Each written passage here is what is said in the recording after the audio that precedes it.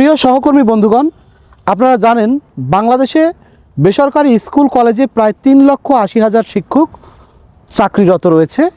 এর মধ্যে বাংলাদেশ সরকার অর্থাৎ বর্তমান সরকার ইএফটি পদ্ধতি চালু করেছে, যার ফলশ্রুতিতে জানুয়ারির 1 তারিখে ডিসেম্বর মাসের বেতন পেয়েছে প্রায় 1,89,000 শিক্ষক। এই যে বাকি যে শিক্ষকগণ 3,80,000-এর মধ্যে 1,89,000 বাদ দিলে যে শিক্ষকগণ অবশিষ্ট রয়েছেন, তারা কিন্তু আজকে আমি যখন ভিডিও ধারণ করছি জানুয়ারি মাসের 24 তারিখ এখন পর্যন্ত তারা কিন্তু তাদের ডিসেম্বর মাসের কোনো বেতন পায়নি। যদিও সরকার দ্বিতীয় ধাপে 67,000 শিক্ষককে আবার ইএফটি প্রদানের জন্য অনুমোদন দিয়েছে, কিন্তু তারাও কিন্তু এখন পর্যন্ত কোনো বেতন পায়নি। সে সাথে অন্যান্য শিক্ষকগণ যারা এখনও ইএফটিতে যাদের অনুমোদন আসেনি, তারা কবে নাগাদ বেতন পাবে সেটাও কিন্তু তারা সঠিকভাবে জানে না। যদিও মঙ্গলবার থেকে আপনার তৃতীয় ধাপে পুনরায় আরও একবার ইএফটিতে বেতন প্রদানের লক্ষ্যে মাধ্যমিক শিক্ষা অধিদপ্তর কাজ শুরু করেছে।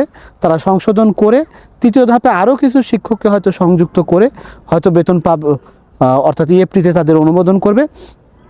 আমি আশা করছি হয়তো সামনের সপ্তাহেই দ্বিতীয় এবং তৃতীয় লটে যাদেরকে ইএফটির জন্য অনুমোদন দেওয়া হয়েছে যে সকল শিক্ষককে, তাদের ব্যাংক অ্যাকাউন্টে টাকা ঢুকে যাবে এবং পরবর্তীতে যাদের সংশোধন করে পাঠাতে হবে তাদের হয়তো একটু সময় লাগবে। এক্ষেত্রে আমার আকুল আবেদন, আমাদের যে সকল মাধ্যমিক স্কুল কলেজের যে শিক্ষকগণ রয়েছে, বেসরকারি স্কুল কলেজের শিক্ষকগণ, তারা অত্যন্ত মানবেতর জীবনযাপন করে সারাটি বছর। সেক্ষেত্রে যদি তাদের বেতন পেতে অন্যান্য সময় মাসের 10 থেকে 12 তারিখের মধ্যে তারা বেতন পেয়ে যান, কিন্তু আজকে 24 তারিখ এখন পর্যন্ত তাদের কিন্তু বেতন পায়নি এবং অদ্য কবে নাগাদ বেতন পাবে তারা কিন্তু অনিশ্চিত একটা জীবনযাপন করতেছে।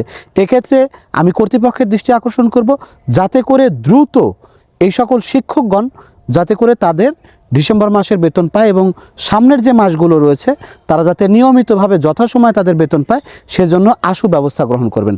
ধন্যবাদ সবাইকে।